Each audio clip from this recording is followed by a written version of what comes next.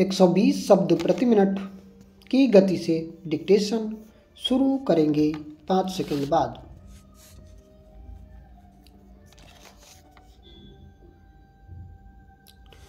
Start. उपाध्यक्ष महोदय, आप अगर यह कहें कि 21 विधायकों ने समर्थन वापस नहीं किया तो हम कहना चाहते हैं कि एक पुराने मामले में सर्वोच्च न्यायालय के उस निर्णय को याद कीजिए जिसमें स्पष्ट है कि जब सरकार के बारे में भ्रम की स्थिति उत्पन्न हो जाए तो सरकार को तुरंत विधानसभा में जाकर भ्रम खत्म कर लेना चाहिए और अपना बहुमत विधानसभा में सिद्ध करना चाहिए। और इसलिए हमने आपके सामने पूर्ण तथ्य रखा है कि वहाँ संविधान विरोधी काम हो रहा है। इस संविधान विरोधी काम से लोकतंत्र को एक बहुत बड़ा खतरा है। जनप्रतिनिधियों की आगे क्या स्थिति होगी इस पर भी आपको गंभीरता से विचार करना होगा। और आज जिस तरह से सरकारी खजाने की लूट हो रही है, सरकार ने आंखें मूंदी हुई हैं, जबकि राज्यपाल जी का काम सरकार को निर्देश देना और गलत कामों को करने से रोकने के लिए प्रयास करना होता है। उन्हें मुख्यमंत्री को बुलाना चाहिए था। हम भी मुख्यमंत्री रह चुके हैं। राज्यपाल को कभी भ्रम होता था तो हमें बुला लेते थे और उनको संतुष्ट करके उनके भ्रम को हम दूर कर देते थे या उनकी जो सही राय होती थी उसको हम मानते थे।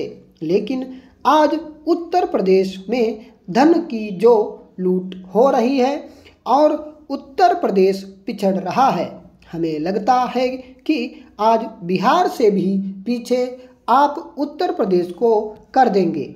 माननीय उप प्रधानमंत्री जी, अगर उत्तर प्रदेश बिहार से 2-3 साल बाद पीछे हो जाएगा तो उसकी सारी जिम्मेदारी आपकी होगी, क्योंकि आपकी सहमति के बिना उत्तर प्रदेश की आपकी भारतीय जनता पार्टी में पत्ता भी नहीं हिल सकता।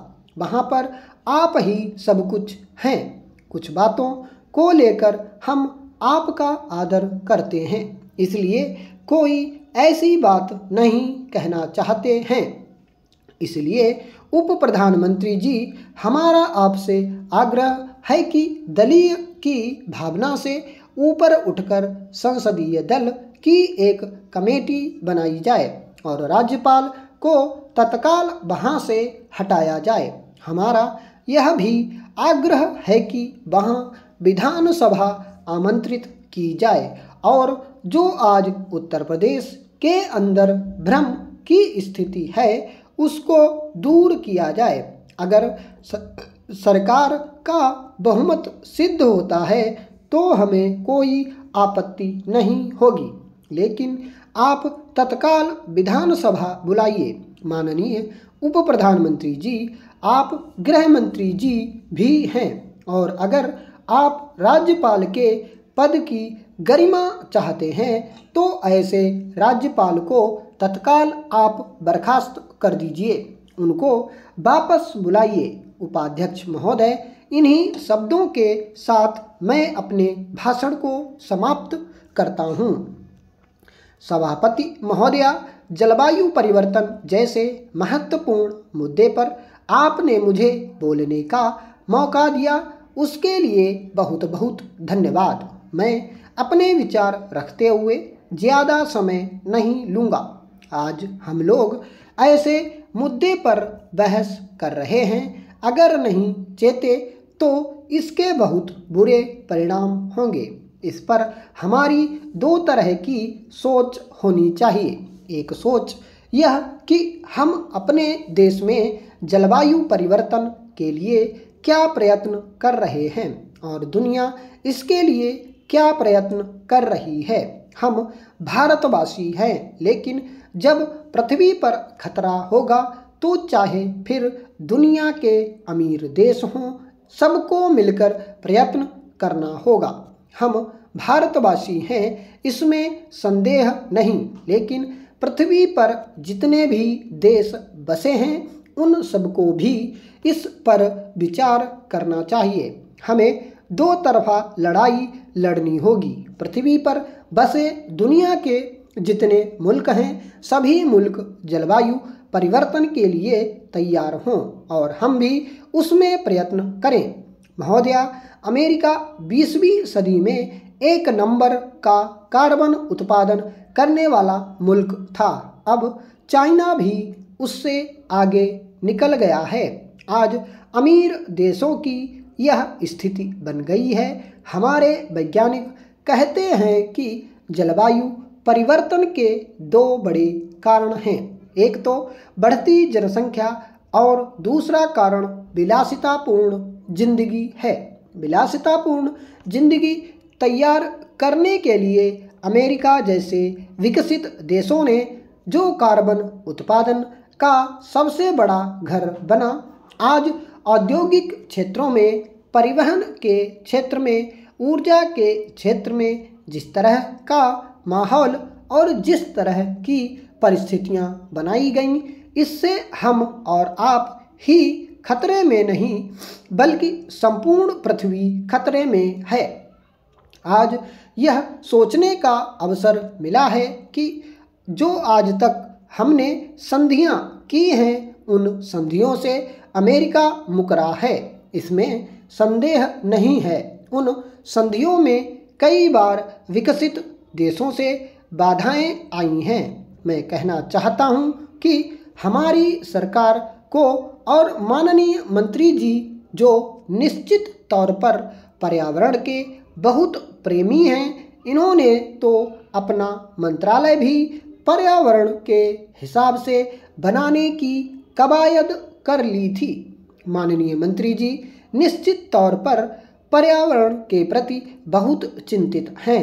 इस चिंता को संपूर्ण दुनिया की चिंता बनाना हमारी बड़ी लड़ाई होगी।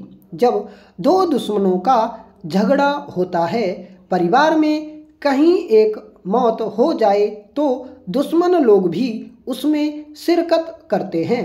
जब पृथ्वी पर खतरा है तो दुनिया के सभी देशों को एकजुट होकर पृथ्वी को बचाना होगा। सभापति महोदय, मैं आपके माध्यम से सरकार का ध्यान उन सैकड़ों गांवों की ओर ले जाने की कोशिश कर रहा हूं जो सीमाओं पर हैं और जहां से तेजी से लगातार पलायन हो रहा है। चिंता का विषय यह है कि जहां पलायन होगा, राष्ट्र के प्रहरी की तरह सीमाओं पर बसे गांव हैं। यह राष्ट्र के लिए संकट का विषय होगा। उन क्षेत्रों में रहने वाले लोग जो भेड़ पालन करते थे, उनकी आर्थिक धीरे धीरे कमज़ोर होने के कारण सक्षम लोग पलायन कर गए और जिन लोगों के हाथों में कुछ नहीं है वे पलायन करने पर मजबूर हैं। जो ऊनी भेड़ पालन, बकरी पालन होता था, जो भी काम रहे होंगे, चाहे वन अधिनियम, चाहे सरकार की खराब नीतियां, वह पूरा क्षेत्र खाली हो रहा है। मैं समझता हूं कि हमारे पारंपरिक कुटीर उद्योग खत्म हो रहे हैं। उन्हें संरक्षित करना चाहिए, उन्हें जड़ी बूटी से जोड़ना चाहिए। कीड़ा जड़ी जो उस क्षेत्र में मिलती है वह 6 से 8 लाख रुपए किलो है। सरकार विधिवत तरीके से संजीवनी और कीड़ा जड़ी को उन लोगों के साथ जोड़कर उसका कृषिकरण करते हुए उनकी आर्थिकी को मजबूत करे। इससे दोनों काम होंगे, वे मजबूत होंगे और सीमाओं की रक्षा भी होगी। इसलिए मैं आपके माध्यम से मांग करना चाहता हूं कि चाहे नेपाल की सीमा हो या तिब्बत भारत की सीमा हो, वर्ष 2004 में पूर्व प्रधानमंत्री जी ने चीन के प्रधानमंत्री से समझौता किया था और वर्ष 2006 में नाथुला दर्रे को व्यापार के लिए खोल दिया था। मैं यह भी मांग करना चाहता हूं कि इन सीमावर्ती क्षेत्रों से यातायात और व्यापार को खोला जाना चाहिए ताकि वे देश की प्रगति में अपना हिस्सा बखूबी निभा सकें और पलायन से बच सकें। स्टॉप। दोस्तों, डिक्टेशन पसंद आई हो तो प्लीज़ कमेंट बॉक्स में बताइए और हाँ, अपने दोस्तों को शेयर कर दीजिए। स्टॉप।